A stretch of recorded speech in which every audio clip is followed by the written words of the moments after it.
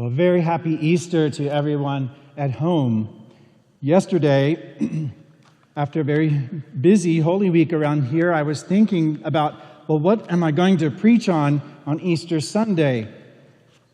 And so I got on my knees, head turned upward to the heavens, furrowed brow, as I scrubbed the commode. I did. I cleaned that bathroom from top to bottom. And I thought, golly, this has been a lot of years since I've had to do this. I imagine some of you at home are thinking, oh, come on, Father John, I scrub the bathroom all the time. Okay, well, I don't. Not that I'm above it. I'm not haughty that way at all. But living in church rectories for the past 24 years, well, that's just not something I've had to be concerned with until lately.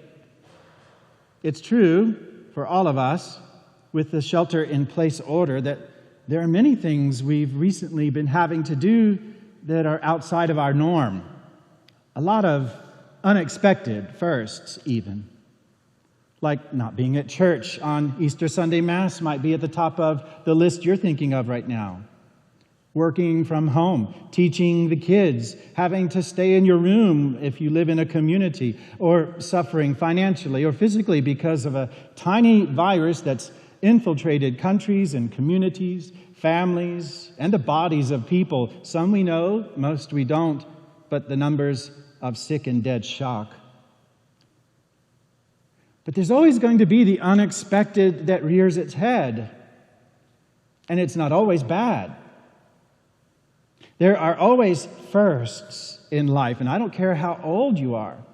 It might be a first date, or a first chemotherapy session, or a first heartbreak, or a first car, or a first home, or the first night alone after a spouse's death, or a first sip of wine, or first Holy Communion, or a first pandemic, or a first foreign vacation, or a first, and you fill in the blank. There are always firsts in life. We will have to face the unexpected pleasures and difficulties that life and living life presents us. You know, in AA, we call that living life on life's terms. In the church, we could call that living life in terms of Jesus' resurrection. You know, I got to thinking about something as I was on my hands and knees cleaning that bathroom yesterday.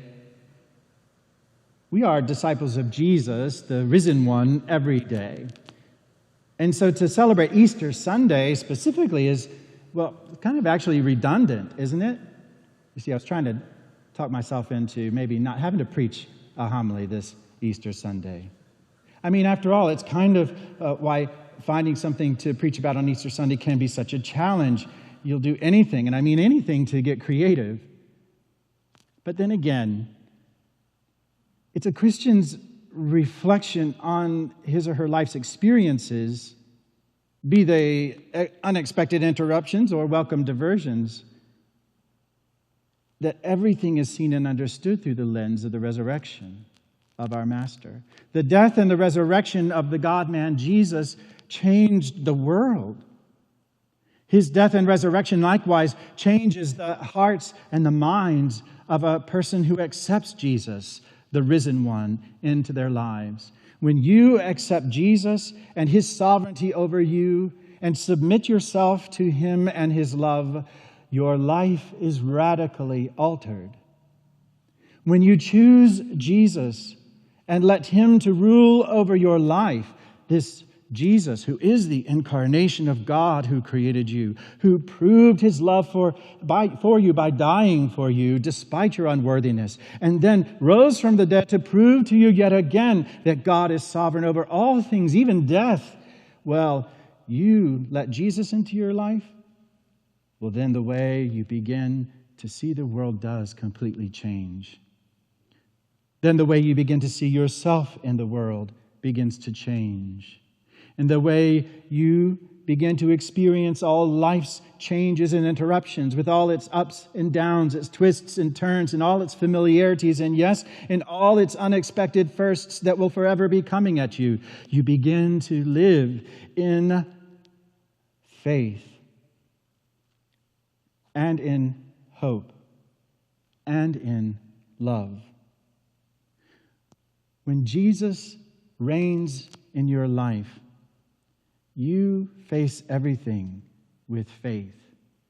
You face everything with hope. You face everything in love.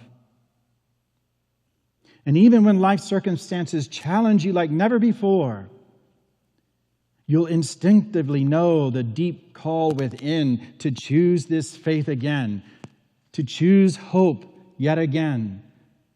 You make love your choice again and again. Just because. Because why? Because Jesus rose from the dead. That's what makes all the difference. That's why Easter Sunday is so important. You know what I got to thinking about on my hands and knees cleaning that bathroom yesterday? How we're really no different than those first disciples of Jesus who experienced the first Holy Week, the historical death and resurrection of their Lord and ours. The entire trajectory of their lives changed in an unexpected instant. And they found themselves having to adjust and to adapt in the wake of heartbreak and shock and outrage and fear and disillusionment. So they had to employ their faith and their hope and their love. And that's what you and I have to do too. To see Jesus risen from the dead, reigning triumphantly in our lives. Yeah, no, we aren't that different from Mary Magdalene, who, while a very close, committed friend to Jesus, wasn't, in John's gospel anyway, immediately convinced of the resurrection. No, she seemed to have assumed the body was stolen, relieved perhaps that it wasn't desecrated, given the neatly rolled up burial clothing.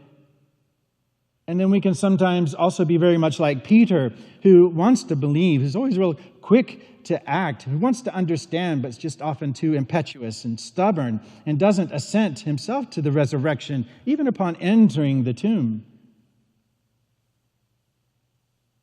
And yes, sometimes we're like John, the beloved disciple. He's not mentioned by name, refers to himself as the writer of the gospel, as the beloved one, for whom confident faith came easy. Sometimes it's like that for us too.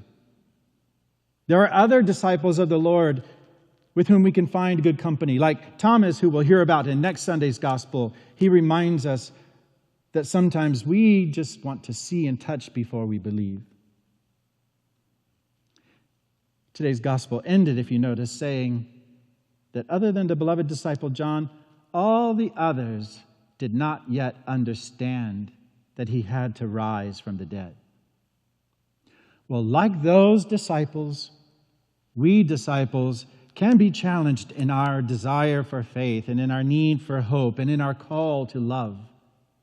But also, like those disciples, we too know that faith, hope, and love are the tools we have to face life's many unexpected firsts. So a question I softballed to you earlier: why should we celebrate Easter Sunday when every day we believe in the risen Lord? Well, because as the pinnacle of our prayer life each year, the point to which and from which everything else flows, it's the resurrection of Jesus that gives us our North Star, our guiding light by which we live our lives. The death of Jesus was not his end. He was raised in a wholly unexpected way to new life. With Easter, we get to remember that and reclaim that. No matter what and come what may, we remember that his destiny is ours.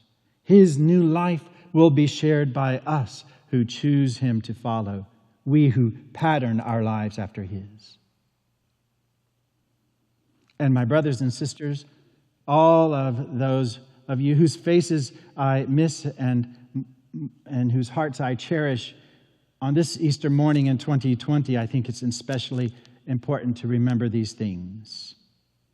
Let us always, but especially right now in this global and national crisis we're facing together, let us always be open to the unexpected ways that God will show up in our lives and break upon us with a new dawn.